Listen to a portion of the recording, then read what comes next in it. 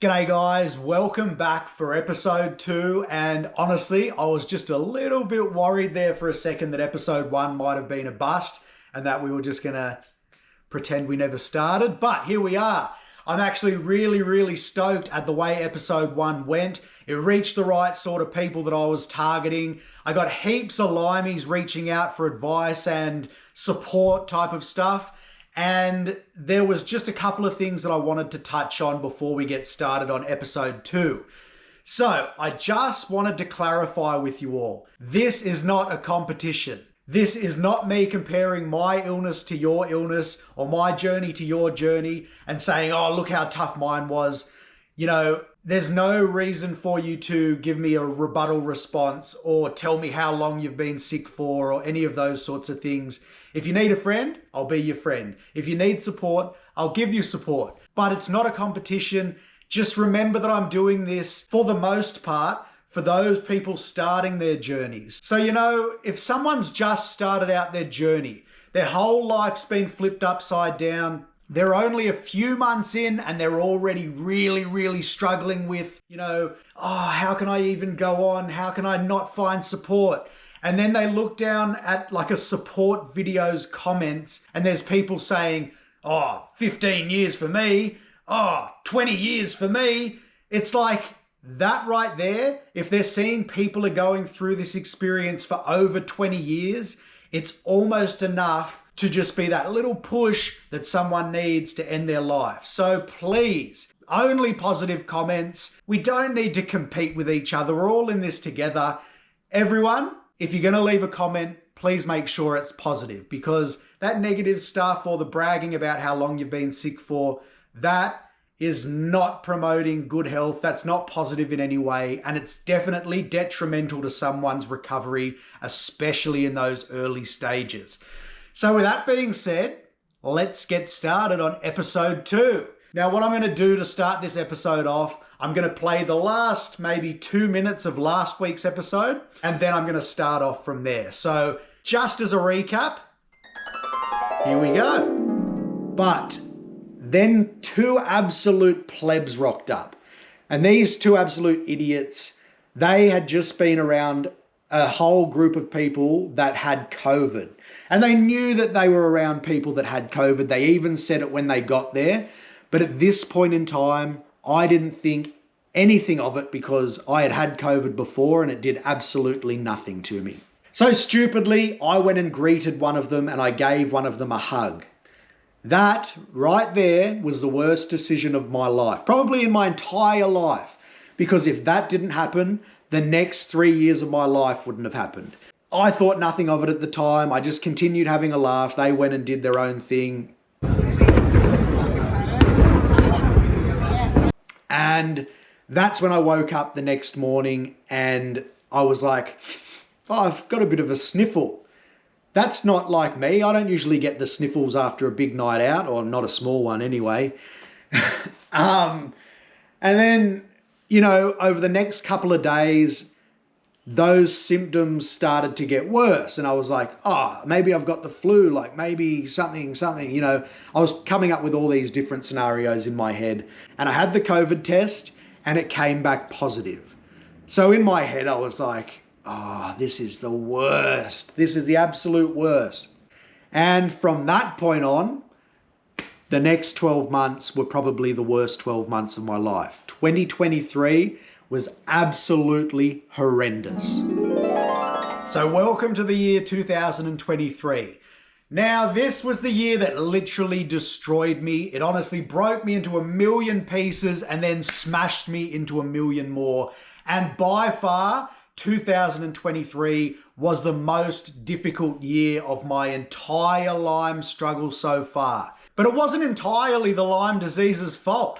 So as you remember from the back end of 2022, I was working again. I was lifting weights again, drinking coffee again, seeing friends again, going on bushwalks again. I was really starting to live a little bit more normally again, until I made that fateful decision to go out on New Year's Eve 2022, 2023 to see in what I was hoping for to be the best year of my life, and farewell what was the worst year of my life up until this point. And it took about 3 days for me to find out that I actually had COVID. And I think it was on the 3rd of January 2023, I said, Mum, look, can you go and get me some COVID tests because this doesn't feel right? And sure enough, on the 3rd of January 2023, I tested positive for having COVID again. And this was actually the second time I'd caught COVID, but the first time having caught COVID since being infected with Lyme disease. Now, the night of the 3rd and the night of the 4th were possibly the worst flu-like symptoms I've ever had in my life. I remember lying in bed on the 3rd and the 4th thinking, okay, this is getting so bad that I think maybe we should call an ambulance. But being the guy that I am and having just toughed out many sick days at home, I thought, okay, the bed is the most comfortable place for me. Why don't we try and ride it out until the next morning? And we did, and that was fine. And we actually got through it all. Those flu-like symptoms started to dissipate towards the end of the 7 days. And I just wanted to reiterate, they were some of the worst flu-like symptoms that I've ever had in my life. And that's comparing it to the previous time I caught COVID, where it did pretty much nothing to me. So just remember that for a second. First time, nothing. This time, really affected me. And I think it was because my immune system was so deflated from 2022 and it just hadn't caught back up yet. So when I did catch this COVID virus, it hit me like a 90-year-old man would probably catch it. So there we are. That's the end of the first 7 days of the COVID virus. And I thought that I would probably just go back to exactly how I was towards the back end of 2022, where I was, as I said, lifting weights, working, seeing friends, doing bushwalks, all of those sorts of things. And I was already writing my goals and videos to film for that next week that was coming up. So I think it was about the 8th or 9th of January where I started feeling a little bit better again after COVID, and the 7 days that I was meant to stay isolated had passed. So I decided to go on my very first bushwalk since catching COVID. And this was actually a pretty local one. A guy that I know had recommended me a spot out in Malabar Headland where you can sometimes find red-belly black snakes. And yes, even after 2022, I'm still chasing the red-belly black snakes.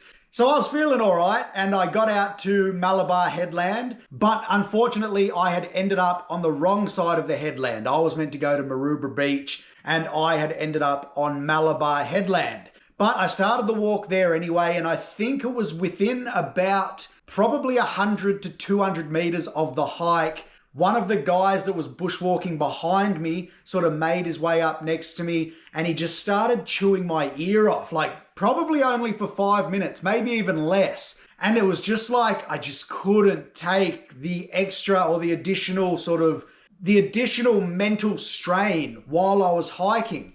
And all of a sudden, I literally just projectile vomited right next to this fellow bushwalker. And, you know, he didn't want a bar of it. He was just like, and then just sort of kept walking. He was like, you all right? Yep. Okay, I'll see you later. And that was sort of like me thinking, wait a second, this doesn't feel right. So anyway, I finished projectile vomiting, vomited on the ground for a little bit longer, regained some energy, and decided to walk back to the car and drive back to Maroubra Beach where I was meant to start the bushwalk initially. Now, this was the very first time that I felt the full strength of chronic fatigue syndrome just take hold of my body. And if you've never felt it before, it is something else. It is a wild thing. It's like I'm totally normal and then you just hit this brick wall and you're like, and you literally have to fall asleep. And I remember this vividly. So I was walking past the Maroubra skate park, which was 50 meters from where I'd parked my car. And within that 50 meters, I started going like I just was so out of it. It was unbelievable. And by the time I had made it to the beach, which is probably only 30 meters past the skate park, I had to sit there like this with my head in my hands for probably 45 minutes just to see if it would go away. And it didn't go away. And I had to make the call, and I was like, Lox, you're going to have to get up and try and get back to the car so you can have a little nap. Like, you need to have a sleep. And that's what I did. So I sort of stumbled back to the car. Mind you, I was by myself for pretty much everything that I do. So I got back to the car eventually, and I had a nap for about an hour and a half, but this fatigue just wouldn't go away. And I eventually had to make the call because it was starting to get a bit dark. I was like, look, Lox, you're going to have to try and drive home, or else you're staying the night here. So I made the call, and I was like, okay, I'm going to try and drive back to Balmain, and I'm going to try and do it safely. And luckily, honestly, very, very luckily that day, I just remember being so tired. I was like barely watching the road. I made it back to Balmain safely, and I crashed, and I just fell asleep, and I didn't wake up, I think, until the 10th of January. And I was just like, whoa, what was that? And when I got up on the 10th of January, my symptoms had seemingly disappeared all of a sudden. And it felt like I was going back to normal again. But that only lasted for a day or so. And that's one of the things that you really need to understand with Lyme, Bartonella, chronic fatigue syndrome, any of those things. You're going to get good days and you're going to get bad days. But make sure on those good days, you don't overdo it. So, for example, if you decide that, okay, it's a good day today, I'm going to go and climb Mount Everest, that's a bad decision. If you say, okay, it's a good day today, I might go and see a friend for an hour, that's a better decision. Because if you overdo it, you will crash and you will burn. You will crash for like 4 days, 5 days, and you will feel worse than you've ever felt in your life. And I just want to say that because a lot of people think, oh, I'm feeling good today, I must be getting better. And it's not often the case. Often that's just a good day in the scheme of many, many bad days. So just remember that. Don't overdo it. All right, so while I'm actually talking about fatigue or the diagnosis of CFS, chronic fatigue syndrome here in Australia, or anywhere else for that matter, I just thought I'd mention that to me personally, that diagnosis is really just a band-aid diagnosis for what's really going on beneath the surface. And honestly, I feel like to me personally, that would be like me diagnosing, let's say, a coke addict with a hyperactive disorder without figuring out that their lifestyle choices might be affecting their erratic behavior. And I just feel like doctors in Australia use it as a band-aid diagnosis to basically get out of doing the extra additional work that they need to do to figure out what's actually causing your fatigue. And that's how I feel about CFS personally, because I am a very active 30-year-old, 34-year-old person now who used to do a lot of energetic things, play a lot of sport, you know, go skating, go hiking, go snorkeling, go road tripping, stay out all night, all the good things. And then overnight, my doctor said, oh, it seems like you've got CFS. And I was just like, surely you can see that this chronic fatigue syndrome that you're diagnosing now only took place after I was bitten by all of these tick bites. There must be some sort of cohesion between those two things that gave me this chronic fatigue syndrome, as opposed to the unlikely possibility that you snapped your fingers and overnight I caught chronic fatigue syndrome or I got chronic fatigue syndrome. That's unlikely, and I don't believe it for a second. So to me personally, it's just a band-aid diagnosis so the doctors get out of doing the hard yards and actually figuring out what is wrong with their patient. That's how I feel about CFS, chronic fatigue syndrome. So after that, my symptoms didn't really keep getting better. They sort of started declining again, and it felt like I was relapsing a bit. And I was sort of like, oh, what's going on here? Like, have I still got symptoms from COVID? Is it Lyme disease stuff? What is happening to my body? And I had my best mate's 30th birthday dinner on January the 13th. And I remember being like, oh, I can barely get out of bed, but it is my best mate. I'm going to go to dinner and I'm going to say happy birthday and then I'm going to come straight home. And that's exactly what I did. And the birthday dinner was fine. I saw his parents, I saw his family, I saw a couple old close friends. And at about 8:30 at night, I headed back to my house. And things went well. I felt confident that things had gone well and that my health wasn't going to suffer because of it. And one thing I kind of forgot to mention at the start of this video, the parasite protocol that she actually put me on for catching COVID and getting on top of COVID while dealing with Lyme was essentially just getting every pill that I was taking up until the end of last year and doubling it. So instead of 19 pills, I was now taking 38 pills, but she also added one extra pill into the mix, which was ivermectin. And I'm sure a lot of you people out there have heard of ivermectin. I don't know if all of you have taken it, but basically, along with the promise that I made to myself for going to my best friend's 30th birthday dinner, not only did I have to get home early, I also said to myself, as soon as you come home, you have to start taking your ivermectin and begin that ivermectin cycle, which is exactly what I did. So before I went to sleep, I popped my first ivermectin pill ever. And it was one of, I think, only 3 ivermectin pills that I ever took in 2023 because it just didn't sit well. Honestly, as soon as I took that ivermectin pill, everything started deteriorating. And I remember I was so sick that essentially I couldn't get out of bed for 14 days. And I kept looking up on the internet sort of, how long does ivermectin stay in the system? And basically I just had to wait it out. And I think what happened is it just triggered some sort of immune response in my body and I just wasn't up to it. And I really did just crash as soon as I took the ivermectin. And just another thing I thought I'd add about ivermectin while I'm on the topic. As soon as I started taking that drug, my hair started falling out in clumps. And remember, I'm growing my hair for a good cause at this point, and it's probably a year's worth of hair growth, and I'm just watching it come out in clumps and go down the drain, and it was just so disappointing to it was like, I remember it got to a point where I actually said, all right, Mum, let's just cut half of it. Let's get rid of half of it. And we actually did cut off half of the hair that I'd been growing, and it's already in a donation bag waiting for the rest of it to catch up. So yeah, everything that I was going through had contributed to hair loss as well as everything else that I had going on. This is sort of where my symptoms started to really regress. And it was just after my mate's 30th birthday.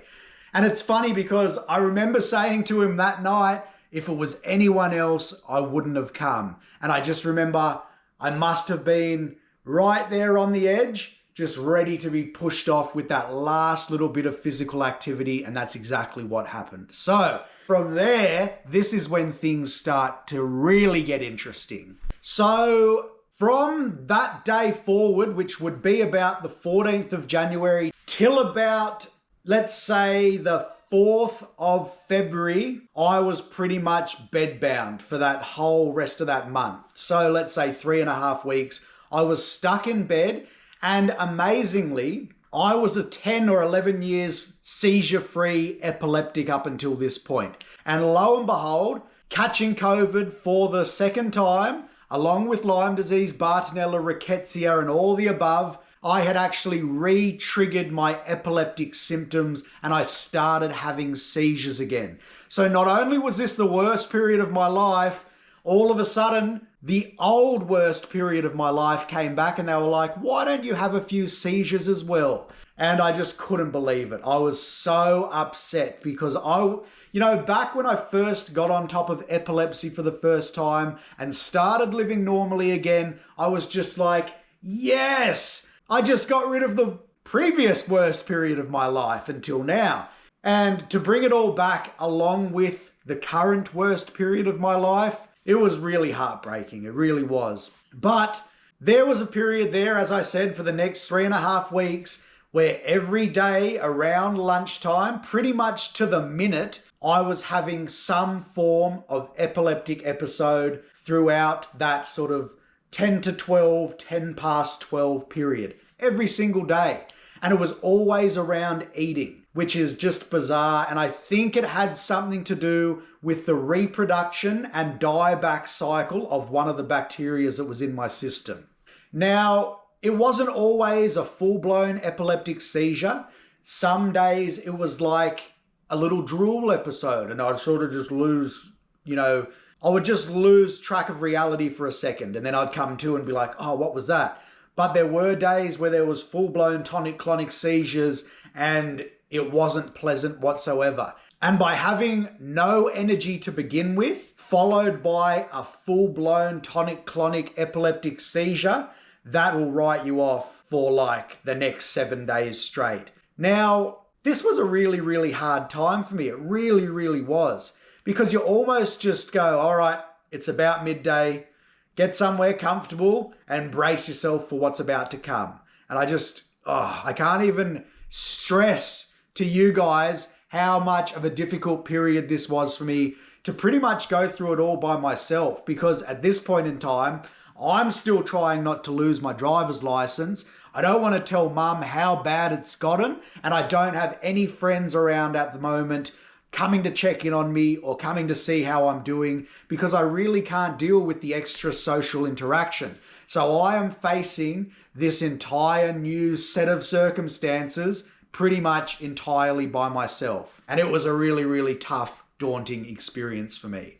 Now, I wasn't doing any walks around the block, any walks to the park, any of that stuff. It was strictly get up, eat your meals, have your little episode, wait out the day, have dinner, go to bed, do it again the next day. It was really, really tough. I was losing a heck of a lot of weight at this point in time. I'm talking, I went from 77 kilos down to 59 kilos at my worst. Honestly, I felt like I was in year 9 again. I haven't been that skinny, that lightweight since sort of the start of high school, which is just ridiculous for a 30-odd-year-old man.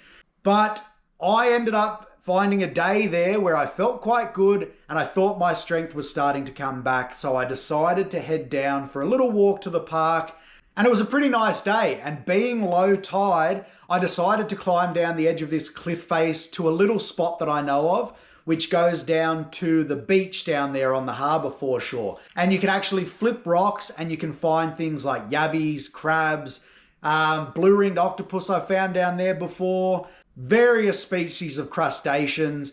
And it's just a fun little way to spend a morning, having a look. What can you find in the rock pools? What can you find under the rocks? And it was going fine, but essentially I must have overdone it in the sun, flipped one too many rocks. And one thing I didn't mention is there's a lot of oysters down there. So all the rocks that you're flipping, they're covered in oysters.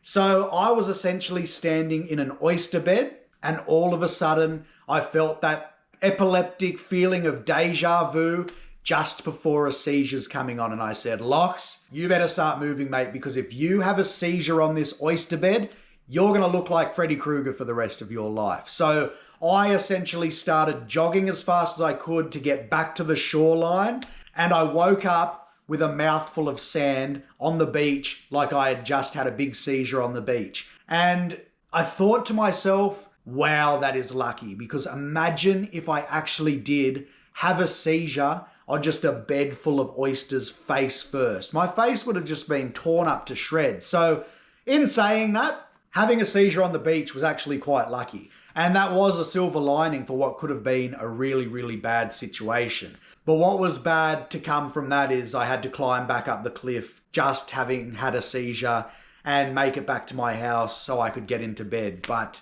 that was very, very challenging to do on my own. But I did it and I made it safely back home. And things I just relaxed for a week after that. I didn't want to overdo it. And you really do feel quite tired after you do have a big seizure. So I relaxed at home for, let's say, 7 days after that. But one thing I will note from being at home for those next 7 days is that I didn't have any epileptic episodes. So to me, it felt like, there's 7 days seizure-free. Things must be getting better. Maybe that was just the last of a really, really bad COVID infection, along with the residual Lyme symptoms that I had from the previous year. And in my brain, thinking quite logically, that's honestly what I thought. So it got to what I remember being the 13th of February, and I decided to head out to Ku-ring-gai National Park, West Head, to do a lovely little night drive to see if I could find any creatures. Now, that night drive was very unsuccessful. I managed to watch the sun set. If I can get it in frame and my fat head gets out of the way. So there's the sunset. And right next to it is my car. So car, sunset. And I actually teed up with one of my old mates, which was really nice. We got a little convoy going through the national park. And from memory, I believe we found one broad-tailed gecko. Now, that wasn't enough to fill my cravings for, a night drive. So I went home, and I had got home safely. There was no seizure activity. There was no epileptic episodes. And I was already planning to go back to West Head the following night. I basically needed to scratch that itch to find wildlife, to find more reptiles, to take photos of things that I just hadn't been doing to start the year off when I should have been out there doing those sorts of things. But quite honestly, I was just trying to survive. I mean, I was literally trying to get through what probably was the worst start to a year that I've ever had before in my life. And I know I say that a lot, but they just kept getting worse. Which brings me to the 14th of February 2023. This is where it really started to kick off. This is where shit really hit the fan. So I went back to West Head to do another night drive because the weather and the temperature was just perfect. So basically what happens is when you go out to West Head, you pick a really warm, humid summer night.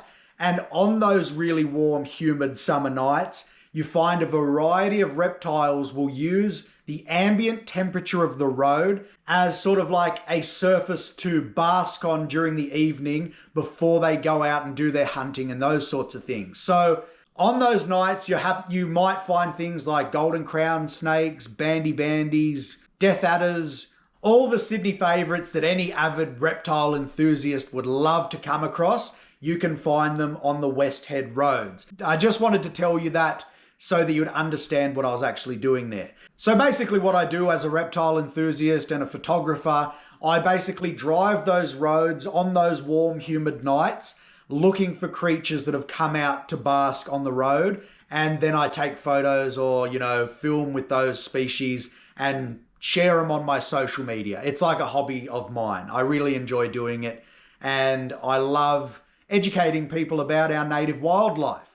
And I've also just included a handful of images that I took up at West Head Road around the same time period, just to give you guys a good understanding of what I mean when I say I was taking photos of wildlife for my social media accounts. So on that first lap, which is about a 40-minute trip around the national park, I managed to find a golden crown snake and a juvenile diamond python. So I filmed a little bit of footage with both of those animals. They are just such gentle little creatures. Like, I was driving manual with this in my hand, and I decided to keep on moving because obviously I was still a little bit fatigued and I didn't want to overdo it. So I did my second lap, and on that lap, I found pretty much the exact same species, just different size variations. So I didn't really film any footage with those guys. I just basically took a few photos and continued driving. Then on my third lap, I found one large diamond python. I did a final video with that guy. Now this girl was lying straight in the middle of the road. So I just pulled her off the road and I've just taken her down maybe, 50 meters down the road, 100 meters down the road.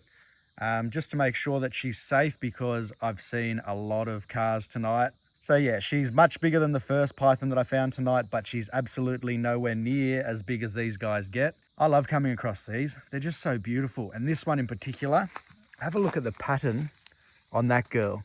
Just have a look at how stunning these snakes actually are. And then I decided to start heading home because I really started to feel, a little bit tired. But just before I left, I pulled in, I had a look around, at the sunset location where I watched the sunset. Obviously it was dark now, but often you'll find critters using that particular area because it's a sandstone escarpment as sort of a refuge point, and you'll often find creatures crossing the road there. So I had a look around and I managed to find a Sydney funnelweb spider. Now, considering I just bought my brand new macro photography setup, I'm looking for things like that. I'm looking for insects, arachnids, small snakes, small lizards to take really, really good photos of up close and just to show off the natural beauty of these creatures. So having my brand new camera in the car, I decided to stop and take a few photos, even though I was already starting to feel a little bit tired. So I took a few photos, took a few videos, got some great ones actually, and then I decided, okay, enough's enough, Locks, let's start heading home. But what happened next was really, really confronting. Like, it's never happened to me before, and it's never really happened to me the same way since. Like, it was really, really crazy. It caught me off guard in so many ways. It was really scary that I was out there by myself, and I just had no idea what was happening to my body. So basically I was driving, from the last location that I was at to head out of the national park, which is probably only a 15-minute drive. And all of a sudden, my left arm stopped working.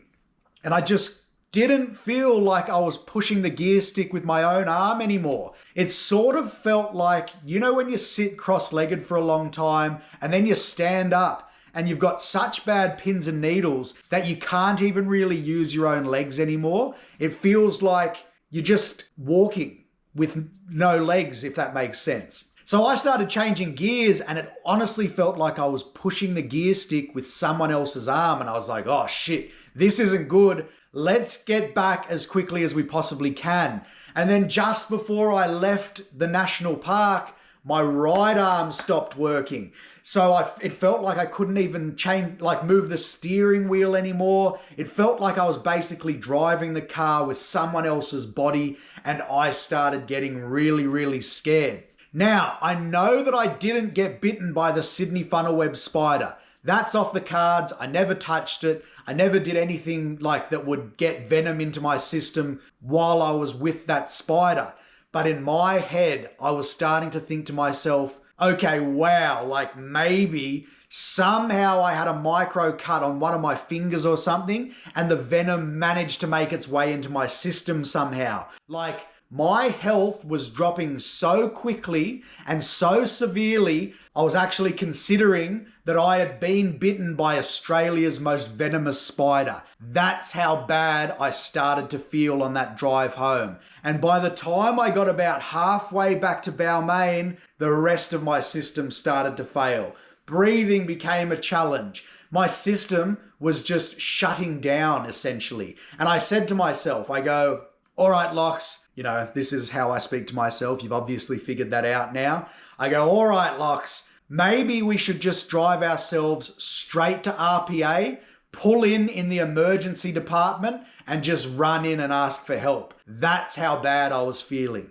But being a stubborn 30-year-old bloke, I decided to tough it out. And I go, you know what? Maybe bed is the best place for me at this point in time. Like, up until this point, what has the hospital done to fix me? What have doctors done to fix me? I'm just going to be kept up all night doing a range of tests. Why don't we just go home and try and ride it out until tomorrow morning? Now, let me clarify something to you guys. There was no one at my house. My mum was overseas at the time. My dad lives elsewhere. My brother lives in the country. So if this had gone south and I actually had been bitten by the Sydney funnelweb spider, Australia's most venomous spider, this could have been not only the worst decision of my life, but it could have also been the end of my life. But when I walked through that front door of my house, sort of barely conscious anymore, I just projectile vomited and walked to the bathroom and spewed pretty much all night and then passed out next to the toilet. It was a really, really serious, confronting, daunting, emotional roller coaster that I really didn't expect to happen to me just going out on a simple little night drive looking for wildlife. Something really, really harmless like that caused me to crash in such a significant way. And that's exactly the point I'm trying to make about please don't overdo it. Like, yes, I went out the night before and it was totally fine. I saw a friend and everything went smoothly. And at the time I was like, okay, why don't we do it again the next night? But that right there is the exact definition of overdoing it when you're going through tick-borne illnesses here in Australia, or anywhere for that matter. And I definitely overdid it. And from that point on, my health was never the same for the rest of 2023. It was a shocker from that moment onwards. All right, so after the initial trip out to Westhead on the 14th of Feb, where my arm stopped working, I couldn't drive properly, and I started throwing up all over myself, I had to spend a couple more weeks in bed recuperating, which always sucks after you've just done something that you really enjoy doing. But I still really hadn't scratched that wildlife itch that I was chasing. So after that couple of weeks in bed, I finally had just enough energy to maybe, and this was a big maybe, get back out to Westhead and do just a little bit more wildlife stuff before the season ends. Because obviously, you can't do those sorts of wildlife expeditions during autumn or winter. It's really an October to March sort of thing. So I went back out to Westhead, and within about the first 5 kilometers of entering into the national park, all of a sudden, I felt a deja vu sensation coming on, which is basically for me a pre-seizure aura. And it's like a warning that tells me, hey mate, you're about to have a seizure. So just as this came on, I felt it coming on, and then all of a sudden, I woke up in the ditch next to the road in my car. So once again, my internal monologue said to myself, all right, Lox, let's not put ourselves or anyone else in danger. Let's just get back to Balmain as quickly as possible. Obviously, we need a little bit more time in bed recuperating. So that's exactly what I did. I went in the direction of Balmain, and I actually managed to see a golden crown snake basking in the middle of the road on the way out. So I decided to pull over. I decided to check it out. I got a few little clips of the golden crown snake just doing its thing in the middle of the road. I didn't touch it, didn't handle it, and that was enough for me. But at the time, I had no idea, but this was going to be the very last snake that I was going to see in the wild for the next 3 years. And I wish I knew that, but I didn't. And I ended up just going home, getting into bed, and that's when everything just started going pear-shaped for me. Like, for the next 6 months, I would say, I was bedbound. And I really didn't do much more than lying in bed, being unable to eat, losing weight, losing size, and just really, really, really, really struggling just to get through the day. Like, imagine being so sick that you honestly couldn't lift your head or your arms or anything like that, just enough to do a telehealth consult. And that's when my mum started getting really stressed out. So she actually managed to organize my specialist to come to my house and actually do a house visit and do the tests that I really needed to get done. So my doctor came to see me, and she actually figured out that on top of everything else that I was already going through, I now had POTS, which is a heart condition known as post-orthostatic tachycardia syndrome. And that's also very commonly attributed to COVID and long COVID patients. And that was actually a really massive blow to me to figure out that, okay, now what I'm going through is actually really starting to affect my physical health and well-being. So imagine being as sick as I've just mentioned, going through everything that I've just been going through, unable to get up out of bed for a telehealth consult, let alone a doctor's appointment, but they still expect you to draw blood. So this was something that I really developed a strong sense of PTSD towards, because it really, really was a struggle for me to give blood during this time. Not only could I not get to the actual testing facilities themselves, so I couldn't get up to DHM and get my blood drawn in person, I actually had to get the blood ladies from DHM to come to the house to take my blood. But that wasn't the main issue. For some reason, because so many times that I've drawn blood, something negative has happened, the PTSD just kept getting worse and worse. And I remember the first blood test that I gave of 2023, They actually stuck the needle in, started drawing the first vial of blood, and my vein collapsed and I started to faint. And she just goes, "Boy, you're really sick, aren't you?" I literally couldn't give one vial of blood. It was like I had blood in my system, but I just didn't have blood to give to a blood test. It was like drawing dust from a rock. It was like really, really bizarre. So that was one thing I just really couldn't do, and that was giving blood. Even when they came all the way to the house, something bad always happened. It made my PTSD just get so bad. It was really, really bad. And I also think that this is noteworthy just in regards to the symptoms that I was going through. I actually got so sick that I was only taking a crap once a week. I was only taking a piss once a day. And this one's for the men out there. But I went 12 weeks without touching, even just touching the old fella. And, you know, men in general, they do that a lot more often than women from what I've gathered. And 12 weeks is beyond something that any man has ever gone through in the past. So that was just one that I thought I would include as well, because I was so tired that I couldn't even get out of bed to use the toilet. It was just insane.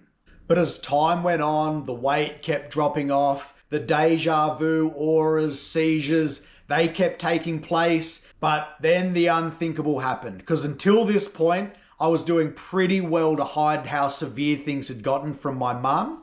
But then all of a sudden, I had an incredibly bad tonic-clonic seizure where I actually fell out of bed and smashed my face into the ground.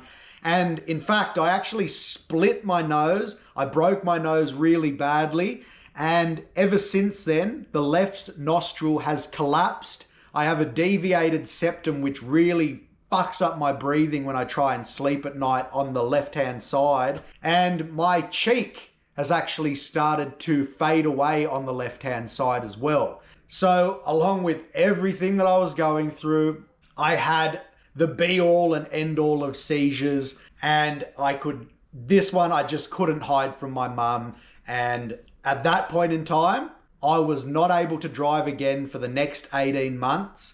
And as you can probably imagine, I felt pretty stranded, pretty stuck, pretty isolated before. But for the next 18 months, it was literally just either in bed by myself or walking around the block like a ghost, barely seeing anyone that I knew. And it was a really, really tough 18 months.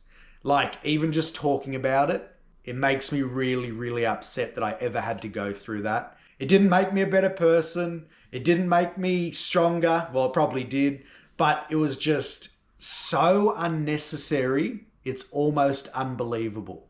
Like, things were bad enough, and then I lost my license. So I really was imprisoned in what I would call the Peninsula Prison, because Balmain's a peninsula. We were in the Peninsula Prison and we were there for the long haul. That's for damn sure. Mate, I think I calculated in 2023 to 26, I walked from Sydney to Cairns and back just by doing walks around the block. And I literally walked the grip off the bottom of my shoes. I was doing a lot of walking. Oh, and on top of that, I actually walked a 2.5 centimeter cyst into my left knee. I was doing that much walking. Obviously not in 2023 though. I'll get to that more later.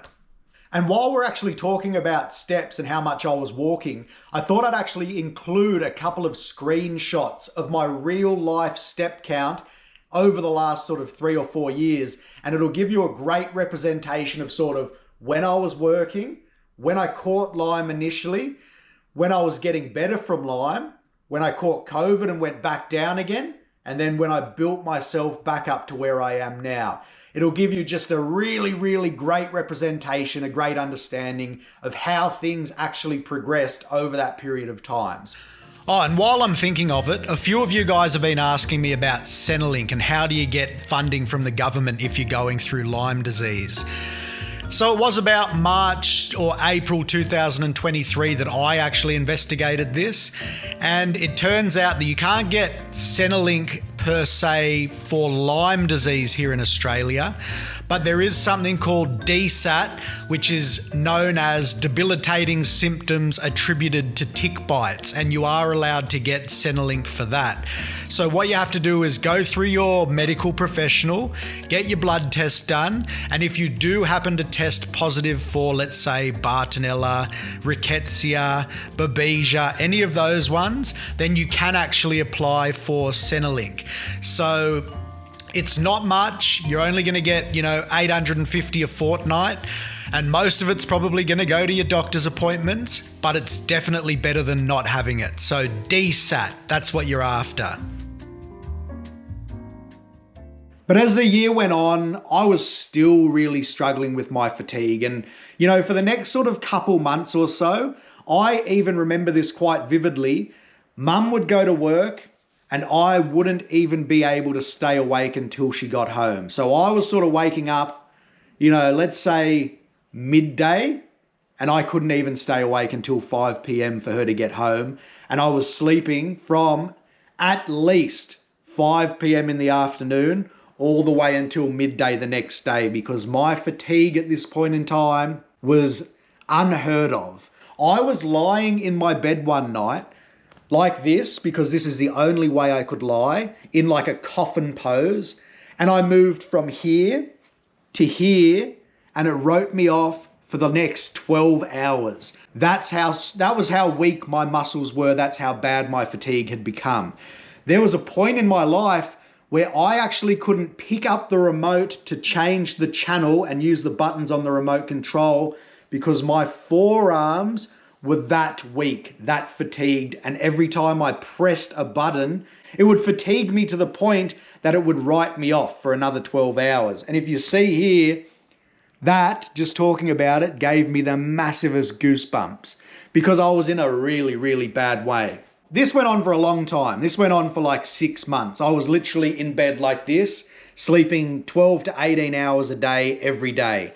And the only time I could get out of bed was for like 5 or 10 minutes to sun myself on the balcony. And I would get about 5 minutes on the front and 5 minutes on the back, which equated to sort of 2 songs on either side.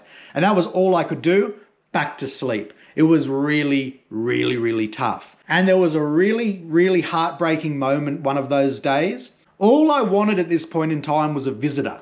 And a lot of my friends by this point had just dropped off and said, no, don't disturb Locks. He's just too sick to do anything at the moment, which is sort of fair enough.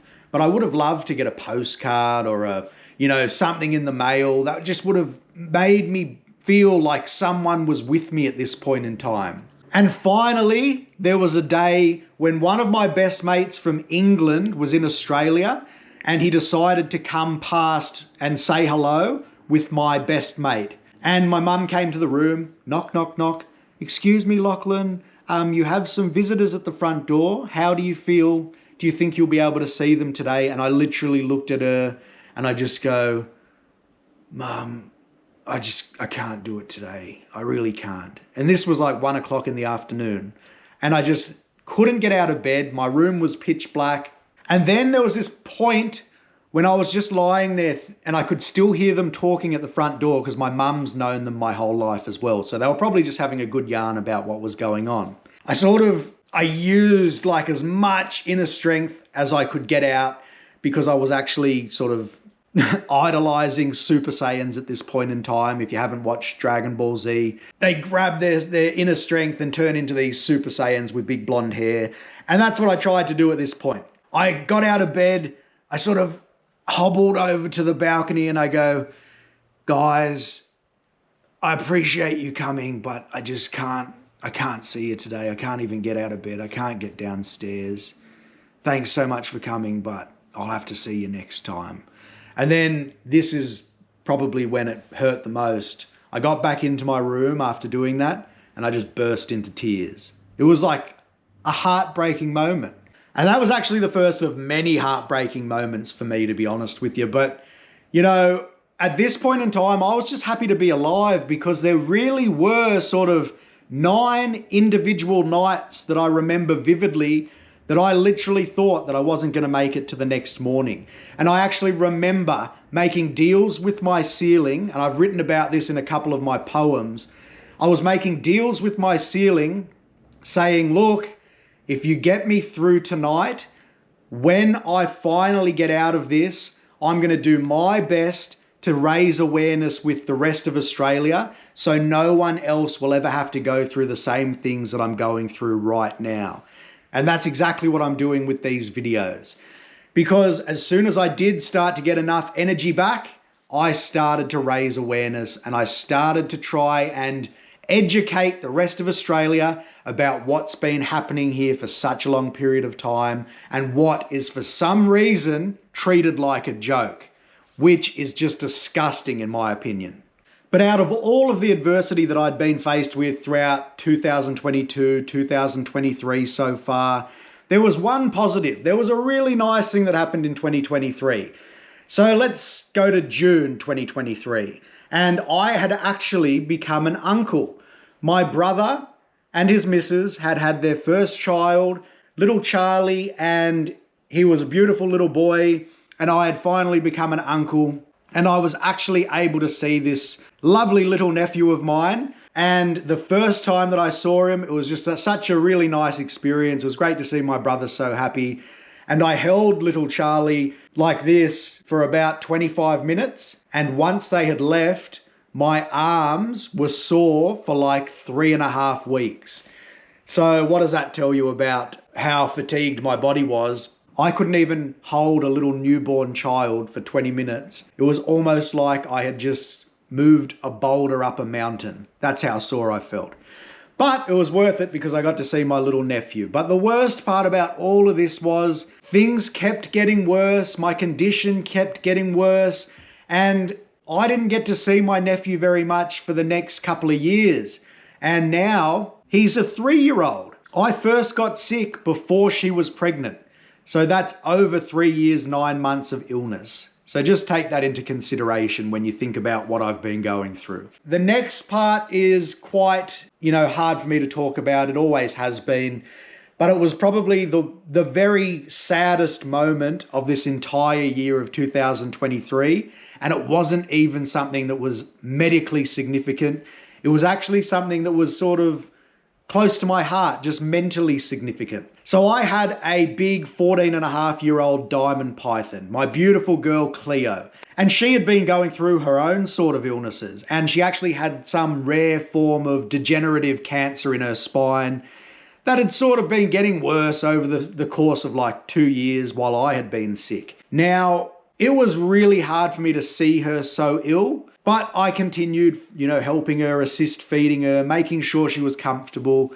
And later on in the year, I started feeling like I should get out of my room, and I actually moved up into the granny flat. And my lovely mother set up a single mattress next to the double bed, and she put an electric blanket on the single mattress. And that's exactly where Cleo spent out her remaining days. And she slept in the single mattress, very crook, next to me while I was very crook. And it was just a really nice way to see out her years. But then there was a day when her body just totally gave out, and I saw her do something that I'd never seen her do before. It was almost like just moving was agonizing pain, and she was like struggling. And I just go, no, this is too much. I have to pull the trigger now. I'm going to have to put her down, which was very, very upsetting for me.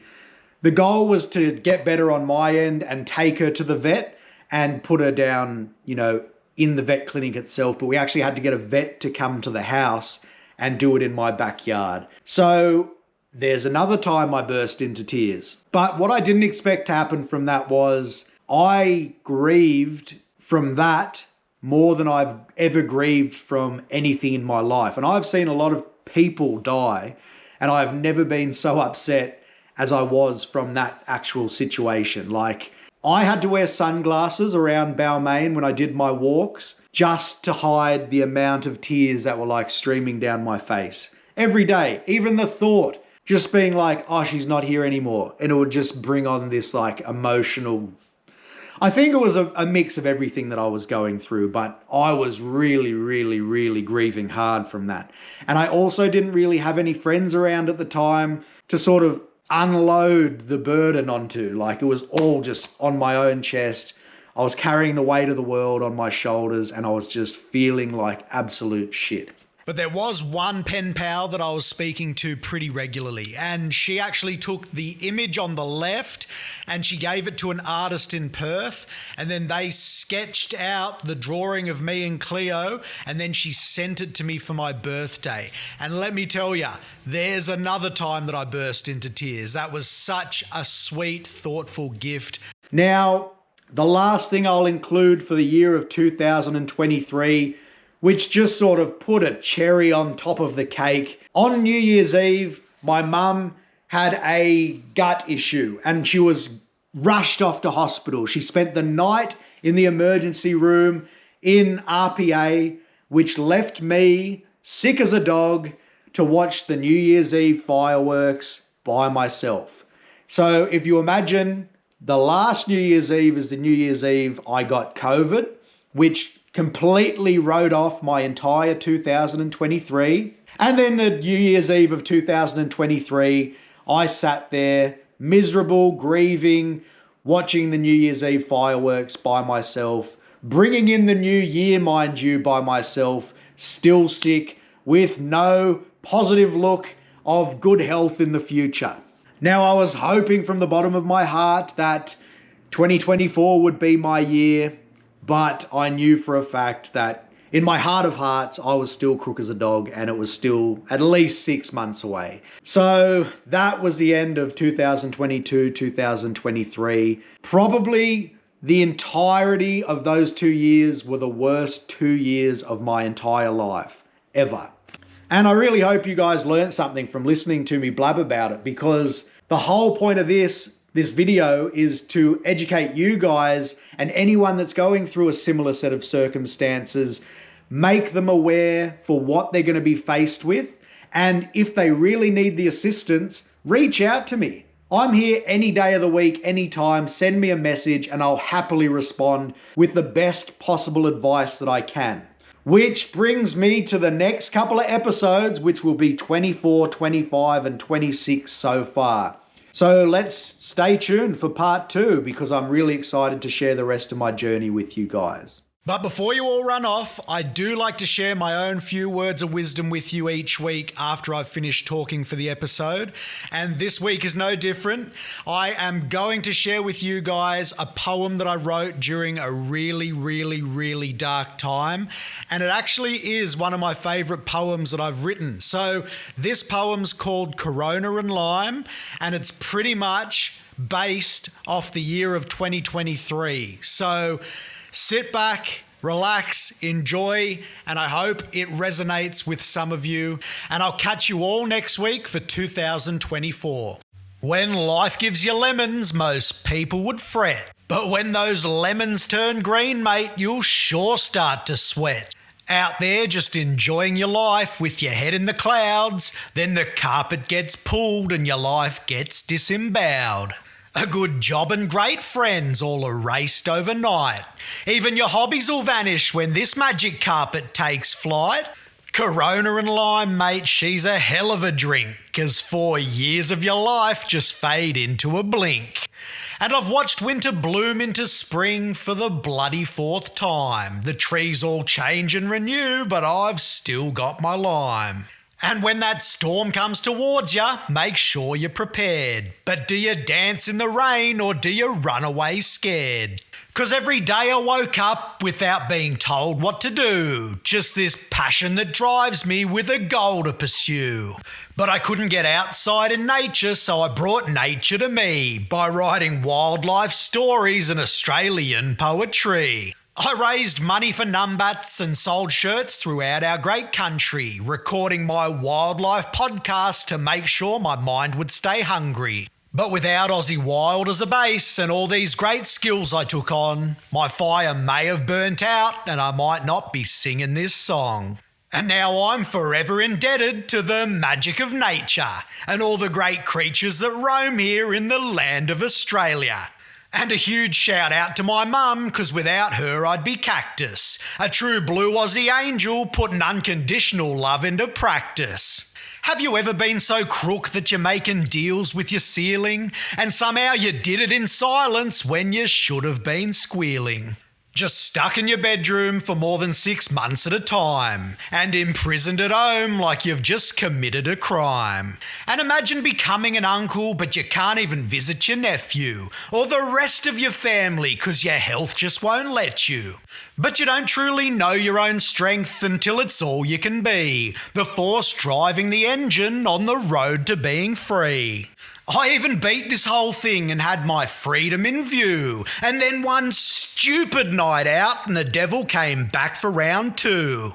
Now why don't we break down the costs and the out-of-pocket expenses? A folkloric myth to our doctors who have just grown so pretentious. It's like we cooked up this tall tale in the same lab COVID was born. You're gonna cop specialist rates, but they just won't perform. You could have all the Lyme symptoms and be covered in tick bites, but they'll diagnose indigestion and they won't even think twice. This is for all the damn doctors that just don't want to listen. Out there prescribing your pills like they're all earning commission. They'll give you Gaviscon Plus like it gives them enjoyment, but you'd be prescribed better pills inside the Unity toilet.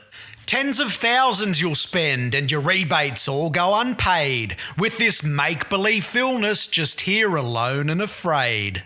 But my question to you is, how much proof do you need? I've got all the results here in writing, or can none of you read?